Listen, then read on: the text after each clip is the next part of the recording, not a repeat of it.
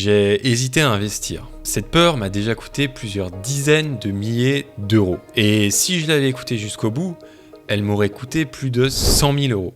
J'ai été éduqué, comme beaucoup d'autres, d'une manière à avoir peur. À plusieurs moments de ma vie, j'ai hésité avant de prendre des décisions importantes. Et à chaque fois, c'est la peur qui a failli de décider à ma place. À une seule décision près.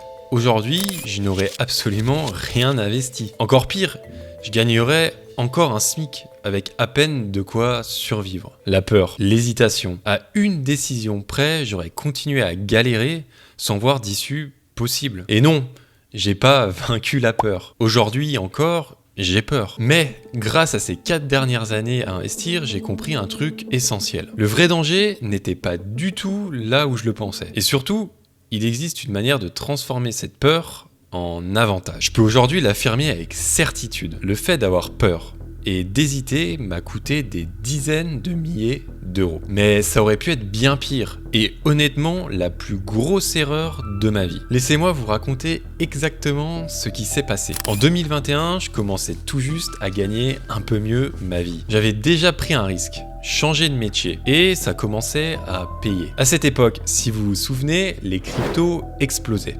Tout le monde en parlait. Le Bitcoin avait atteint 50 000 euros. Pour vous remettre dans le contexte, à cette époque, son record était seulement de 16 000 euros. Et c'est évidemment à ce pire moment que j'ai décidé d'investir. En mai 2021, juste avant que tout s'écrase. Heureusement, je n'avais investi que 250 euros. Mais à partir de ce moment, j'avais les 2 pieds dans la peur et l'hésitation. Peur de tout perdre, peur de rater le bon moment. Comme beaucoup, je me demandais, si ça repart à la hausse, est-ce que je réinvestis? À peine 2 mois après, comme ça remontait, j'ai commencé à remettre de l'argent. Et j'avais rapidement mis 3 à 4 000 euros. Et à ce moment, je me suis rendu compte d'une chose fondamentale sur les cryptos. Tout va vite, parce que c'est ce que l'on souhaite. On veut devenir riche là, maintenant. Faire x100 dans le mois et aller siroter un cocktail en disant aux gens « Je te l'avais bien dit, je suis le meilleur ». Sauf que ça ne fonctionne pas comme ça. On finit toujours déçu à ce jeu-là. Mais il existe une solution. Entrer dans le long terme. Là où la plupart ne jouent plus. Et on commence à réaliser que le marché des cryptos,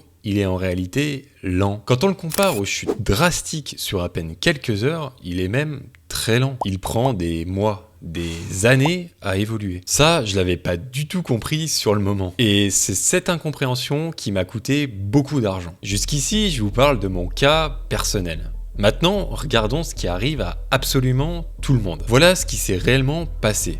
Dès le départ, ma peur m'a complètement bloqué. Comme beaucoup de personnes, on commence à entendre parler de quelque chose quand ça fonctionne déjà. Et donc, on arrive à un pic de popularité. Peut-être pas la fin de ce pic, mais clairement pas le début. C'est ce qui se passe très souvent en investissement. Et si on ne fait pas attention et qu'on met beaucoup trop d'argent d'un coup, au moment où ça chute, la peur prend le dessus. L'hésitation est là tous les jours. On a l'impression qu'il faut vérifier ses investissements toutes les heures. On devient omnibulé par ça. Au départ, quand on a quelques milliers d'euros d'investis, les chutes représentent quelques centaines d'euros. C'est déjà chiant. On y pense, mais ça va. C'est largement supportable. Le problème, c'est qu'à un moment, on arrive à des dizaines de milliers d'euros d'investis. Et là, lors de gros crashs boursiers, on peut perdre 5 000 euros dans la même journée. Et franchement, vous avez beau être diversifié dans des actions, des ETF, des cryptos. La réalité, c'est que dans ces moments-là, tout se pète la gueule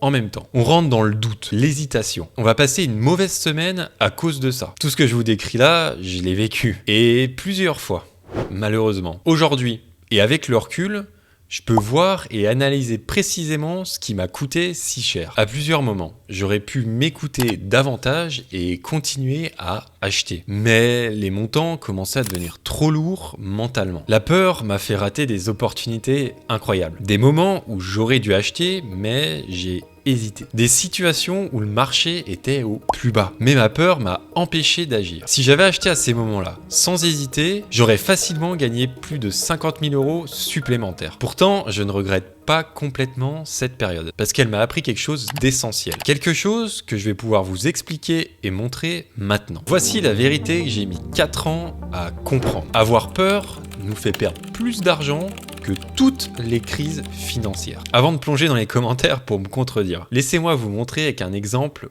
concret. Si on regarde au moment du Covid, pour beaucoup de personnes, c'était le pire moment possible pour investir. Dans les marchés financiers, la chute a été énorme et ultra rapide. Tout s'est effondré en quelques semaines. Ce moment était un pic de peur absolu. Et pas seulement pour les marchés. Dans la vie de tous les jours, le monde entier était paralysé. Les marchés ont donc totalement implosé. Pourtant, avec le recul, c'était la meilleure opportunité possible. Si on n'avait pas eu peur et qu'on avait investi tout notre argent à ce moment précis, on aurait réalisé le coup du siècle. Ceux qui ont acheté en mars 2020 ont multiplié leur capital par 2, voire 3 en à peine quelques années. Mais on ne l'a pas fait. Et ça, pour une très bonne raison. Regardez aussi ce qui se passe actuellement. Combien de personnes hésitent à investir parce qu'elles attendent le bon moment. Elles attendent la prochaine crise financière pour se lancer. Mais quand cette crise arrivera, devinez ce qu'elles feront. Elles auront encore bien plus peur. Et elles n'investiront toujours pas. Elles auront peut-être passé 5 ans à attendre cette crise. Pendant ce temps, l'argent qu'elles gardent sur leur compte courant, ils perdent de la valeur chaque année à cause de l'inflation. Sans même s'en rendre compte, elles perdent 3 à 5% par an. Sur 10 ans, c'est 30 à 50% de pouvoir d'achat qui disparaît. Et il y a un problème majeur et plus subtil. On va le voir dans un instant avec la loi de Parkinson. Ça, c'est le vrai coup de la peur. Pas une crise boursière qui dure quelques mois, mais des années d'inaction qui vous coûtent une fortune. On croit que la peur nous protège. En réalité, mal utilisée, elle fait exactement l'inverse. Maintenant, parlons de ce qui nous bloque vraiment. Parce qu'il y a 2 types de peur en investissement. Et il faut les comprendre pour pouvoir avancer. La première peur est la peur de perdre notre situation future. Et attention, on ne parle pas de perdre notre argent dans le présent. Ce qui est en jeu, c'est bien notre futur. Laissez-moi vous expliquer. Si je perds tout l'argent que j'ai investi, là, maintenant, dans le présent, ça n'aura aucun impact réel sur mon quotidien. Cet argent ne me sert à rien, je ne l'ai jamais touché. Ma situation actuelle ne changera donc pas. En revanche, ma situation future est ruinée. Mes plans sont foutus. La retraite anticipée que j'espérais disparaît. La liberté financière que je construisais anéantie. Et c'est ça qui nous fait vraiment peur. Pas la perte d'argent en elle-même, mais la perte de tous nos projets de vie. Deuxième peur, la peur du regard des autres. Celle-là est plus discrète, mais tout autant paralysante. Imaginez, vous décidez d'acheter une action à 100 €. Vous en parlez peut-être à votre famille, à vos amis, peu importe. Et puis, 2 ans plus tard, cette action ne vaut plus 1 centime. Personnellement, vous aurez appris une leçon. Et vous pourrez en tirer la conclusion que vous êtes trompé dans votre jugement. Et ce n'est que 100 €. Ce n'est pas dramatique. Sauf qu'il y a un petit détail. Des personnes dans votre entourage sont au courant. Et vous avez peur de ce qu'elles pensent de vous.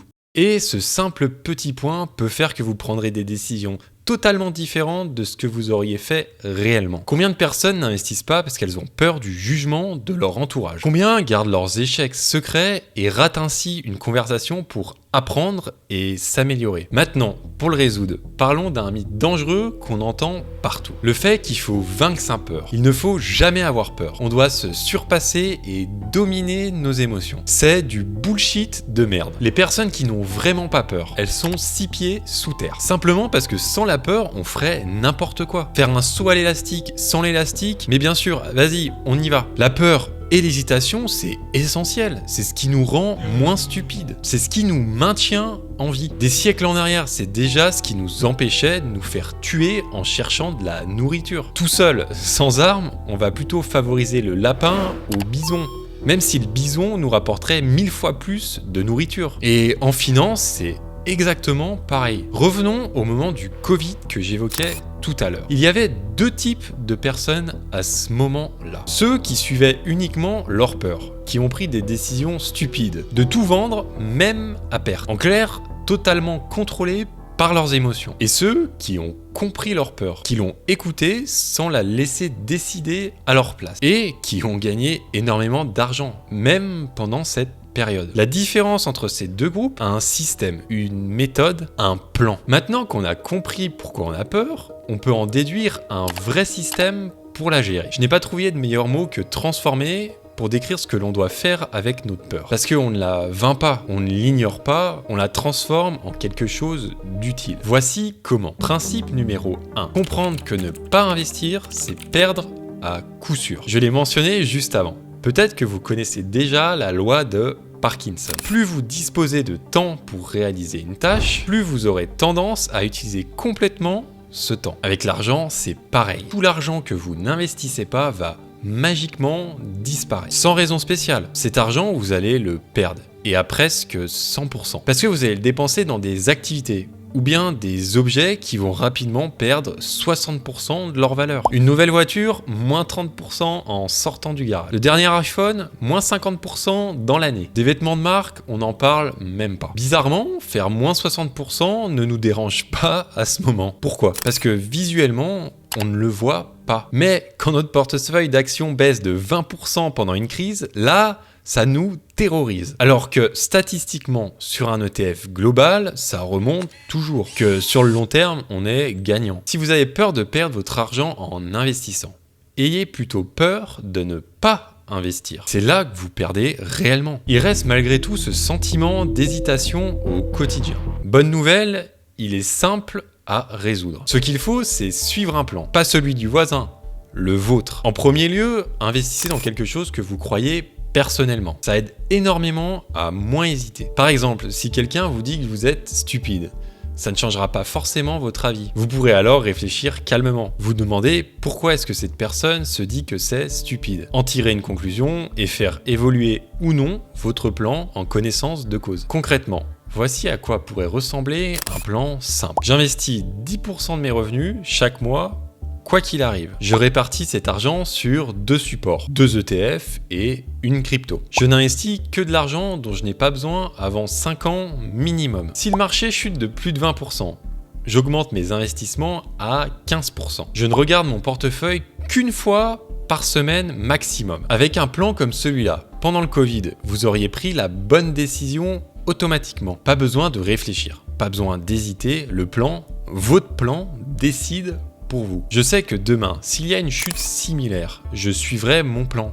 Peu importe ce que pensent les autres. Peu importe les gros titres alarmistes dans les médias. C'est ça, transformer la peur en avantage. Et là, je vous vois arriver avec cette question effrayante. Oui, ok, je sais que maintenant, ne pas investir mon argent signifie de le perdre. Que pour avoir les idées claires et éviter d'hésiter, je dois suivre mon plan. Mais malgré tout ça, je peux avoir tort. Me tromper complètement, avoir un plan foireux dès le départ. C'est vrai, vous pouvez vous tromper. Et là, il n'y a qu'une seule question à se poser. Vous préférez ne rien faire et rester dans votre situation actuelle ou changer? Moi, je préfère avoir tort, mais essayer.